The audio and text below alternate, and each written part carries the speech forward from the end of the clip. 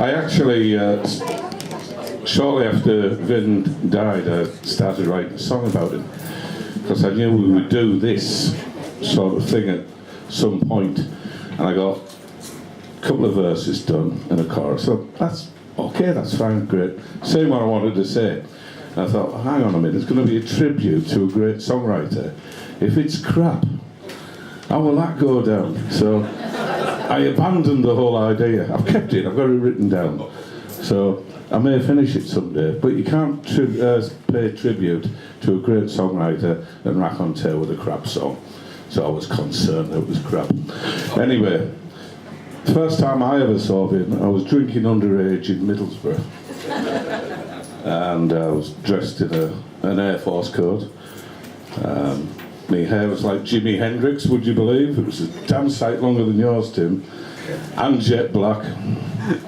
And the flares. And the Black Sabbath LP that you took out even though there wasn't going to be a record player anywhere. So you just posed with it. It was your thing. And we saw walking, I think I'm almost certain it was on Grange Road in Middlesbrough. Somebody on his live music on, and we went in. I think it cost about 40p or something to get in, and Vin was on. Didn't know who he was, and mate Malcolm and myself loved it. But the only problem was the club organiser came up and said, "Will you two be quiet? You're laughing too loud and you're clapping too loud. And if you don't stop it, you're going to have to go." And of course, in a folk club, I must look like some sort of 6'6" Yeti. It's had 7-inch platforms on all his hair, a bloody big coat. So I think they were suspicious of us in the first place. But that was my first experience. And then a few years later, we ended up being neighbours, really. I had the pub up the road, and Pat and Vin and all the kids lived down in the pub down the road. And over the years, Vin kind of became my personal hippie physician. I used to suffer from migraine quite badly.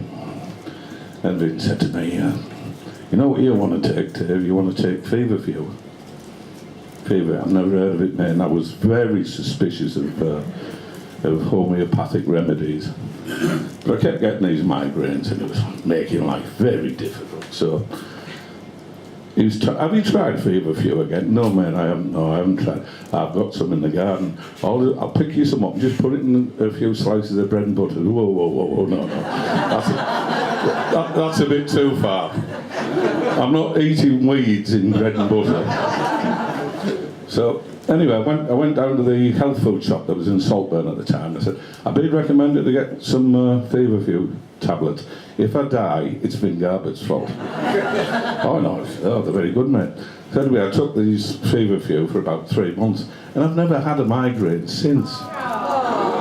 So I was forever grateful for feverfew, even though I wasn't going to eat it in bread and butter. Another occasion, I had sciatica.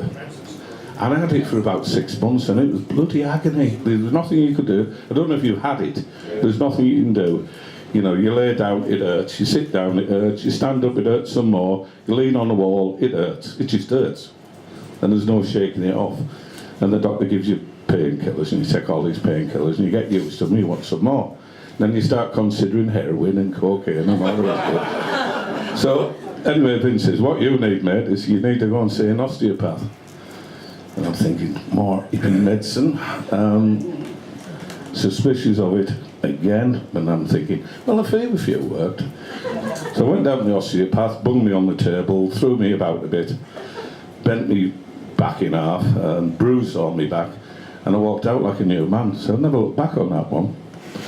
And another time, I was playing football. Yes, I used to play football. It's not all padding. So you were the ball? Yeah. Once again, praise from Caesar. Can we knock off the stoutest jokes? You know, if you were making a black joke at me, they'd be up in arms. Stoutest jokes I don't care about. Stoutest. Anyway, the sort of stoutest gets the stout party a bad name. Right, what was it? Yeah, I was playing football on AstroTurf. And Paul Tilley, who sadly can't be here tonight, was a good friend of Vin's, tackled me. And I went over and I took this bloody great lump of skin off my calf. And it was in the shape of India. It was exactly the shape of India. I kept expecting it to phone me about me power consumption and do I want to change phone companies. You know, New Delhi was on it and Calcutta and all this on this wonderful scab that wouldn't heal. And it wouldn't, it was there for about 6 months, and Vin's having a look at it. Pat that, mate. I want to try this. And you might remember what they called it, Pat. It was some strange coloured stuff in a tube that he brought back from Singapore. Tiger Balm. Could be. Tiger Balm. So were you gloopy stuff in a tube? Little tin for me, but Gloopy stuff in a tube, yeah. Anyway, he said, put that on, it cures everything. And I did put it on, and it did cure it. It was gone in a couple of weeks. I've still got a scar of India somewhere down there. So it goes back to what Mr. Welford was talking about. He actually knew about plants and what they did and how they worked. And I thank him for that, for being my doctor. And I miss him, and I know everybody else misses it. Have a good day. This is not a wake. This is remembrance, celebration. Enjoy it. Cheers.